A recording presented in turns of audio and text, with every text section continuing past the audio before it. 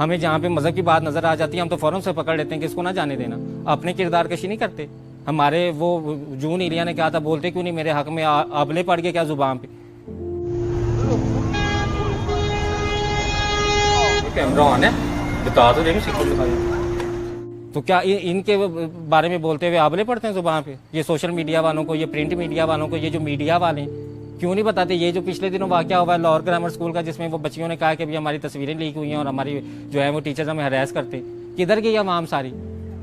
किधर गए वो लोग सारे जो यहाँ पे बैठे थे, जो लिबरल थे, जो फेमिनिस्ट मूवमेंट चला रहे थे, जो लिबरलिज्म का नारा लगा रहे थे, जो मेरा जिस्म मेरी मर्जी का नारा लगा रहे थे?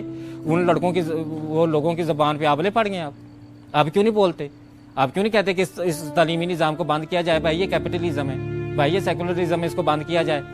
ये लिबरल होने के नाम पे सेक्युलर हरासर बन गए। वहाँ पे तो हमें कुछ भी नज़र नहीं आता, वहाँ पे तो हम पर्सनल मैटर कहते हैं। लेकिन किसी मदरसे के अंदर हमें कोई वाक़या नज़र आ जाए, फिर हमारा देखें कैसे जोश जागता, फिर देखें हमारे अंदर कैसे शऊर की जो है वो खिड़कियाँ खुलती, हमें कैसे नज़र आता सब कुछ। हम लोग मुनाफिक लोग हैं, हम लोग दोगले लोग हैं। हम लोग जहाँ पे देखते हैं ना कि किसी के पास इख्तियार कम है, किसी के पास दौलत और ताकत कम, हम चढ़ाई कर देते हैं उस पर।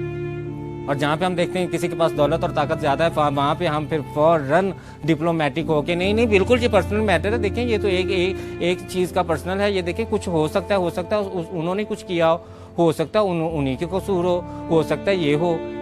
तो मदरसों में हम लोग ये बात क्यों नहीं करते कि हो सकता है एक मौलवी ख़राब हो, सारे ना हो सकता है एक मौलवी ने अगर गुनाह कर दिया है तो सारे ऐसे नहीं होंगे। उस्ताद जो रूहानी बाप रूह की तजलील कर रहा हो, जो तस्वीरें सेंड कर रहा हो, उस्ताद आप रूह नहीं कांपती ये बात सुन के कि उस्ताद अपने तालिब इल्म की नंगी तस्वीरें लगा रहा है? हमारे रब ने, हमारे अल्लाह ताला ने जो हमारे नबी पाक सल्लल्लाहु अलैहि वसल्लम पे पहली वही भेजी, वो कौन सी थी? पढ़ अपने रब के नाम से जिसने तुझे पैदा किया। तो पढ़ाई की तो इतनी तालीम की अहमियत थी, तो वो तालीम की अहमियत हमारे माशरे में तो एक कारोबार शो बिजनेस बन गई।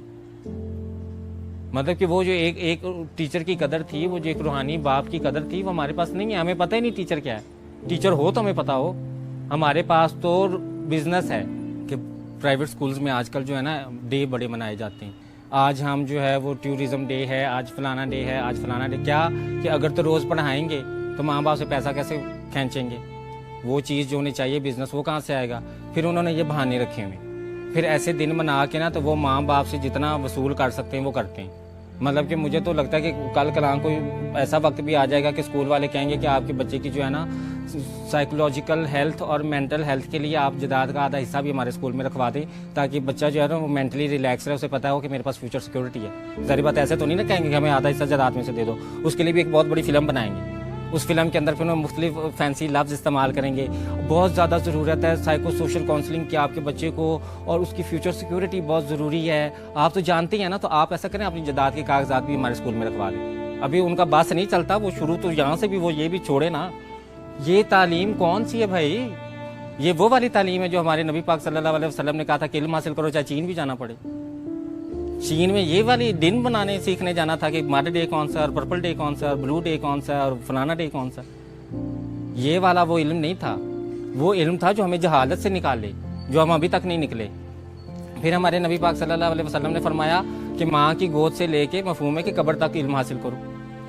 अब माँ की गोद से लेके कब्र तक इल्म हासिल करने का मतलब क्या हुआ कि बीकन हाउस को शुक्र है ये अभी बात पता नहीं चली। इन महंगे स्कूलों को पता चल गई तो उन्होंने कहना कि आप अपने बच्चे के बुढ़ापे तक की फीस जमा करा दें, ताकि ये मरेगा तो हमें पता चलेगा कि इसके मरने तक हम सारी इसकी फ़ीस जो है वो ले लें, इसकी ज़िंदगी में जो कमाएगा उसका शेयर भी हमें दे दें। ये तो अभी इन्हें पता नहीं है कि हमारे इस्लाम में तो कब्र तक इल्म हासिल करने को कहा गया।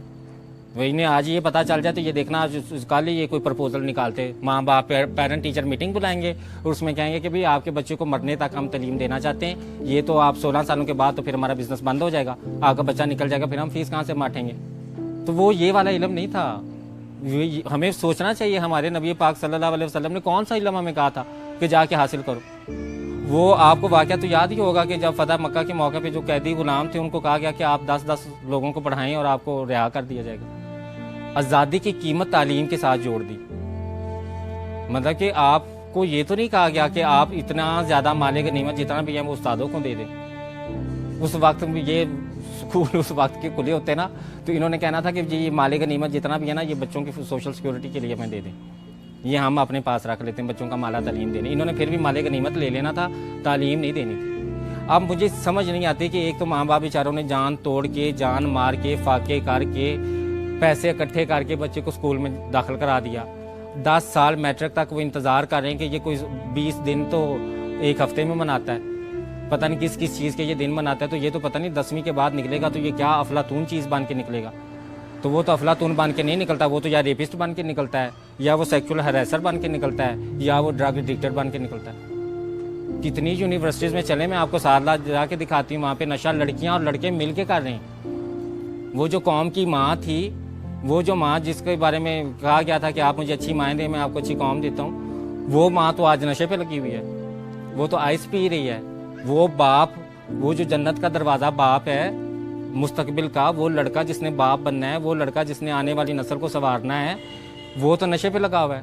इल्म की अहमियत तो हमारे मज़हब ने इतनी ज़्यादा बताई है, ठीक है ना।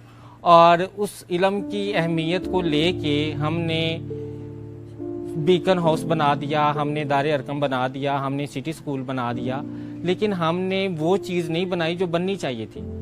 हमें वो वाले स्कूल बनाने चाहिए थे जहाँ पे हुकूमत ने भैंसें ना बांधी होती, जहाँ पे स्टूडेंट आते, क्योंकि रियासत की जिम्मेदारी है तालीम देना। और रियासत ने जो हमें स्कूल बना के दिए हैं उनमें या तो टीचर ही नहीं आते, ठीक है, और अगर टीचर आते हैं तो वो अपने बच्चों को अपने घर का काम करवाते हैं। आपको किसी गांव में तो नहीं ना वो सिटी स्कूल, सिटी ग्रामर और दारे अरकम और बीकन हाउस और फलानी कौन सा हाउस और कौन कौन से ये एलीटों के जो स्कूल हैं, ये आपको गांव कस्बे में तो नज़र नहीं आएंगे। गांव कस्बे में आपको सरकारी टीचर नज़र आएगा।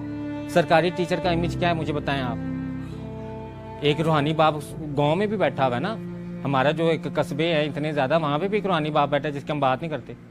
हमने वो जहाँ पे रूहानी बाप ने हमें सबक सिखाना था, जहाँ पे हमें तालीम देनी थी, वहाँ तो हुकूमत कि उन स्कूलों में भैंसें बंधी हुई हैं। चलें सिंध में लेके जाऊँ आपको, जहाँ पे भुट्टो जिंदा अभी तक, वहाँ पे भैंसें उन्होंने बांधी हुई हैं। तो हमारे पास तो रियासत की तो दिलचस्पी है ही नहीं तालीम में। आप अगर ये कहना कि ये रियासत की जिम्मेदारी है, बेशक ये रियासत की जिम्मेदारी है, लेकिन रियासत की दिलचस्पी नहीं है इसमें। रियासत की दिलचस्पी आपको नज़र बजट देख के नज़र आ जाएगी। आप तालीमी बजट देखें, आपको नज़र आ जाएगा कि कितना तालीम को ज़रूरी समझती है हमारी रियासत इंसानों की। और जब हमारे पास तालीम ही नहीं है तो हमारे पास कोई ज़िंदगी का मकसद नहीं है। और जब हमारे पास कोई ज़िंदगी का मकसद नहीं है तो फिर यही होना है जो सोसाइटी में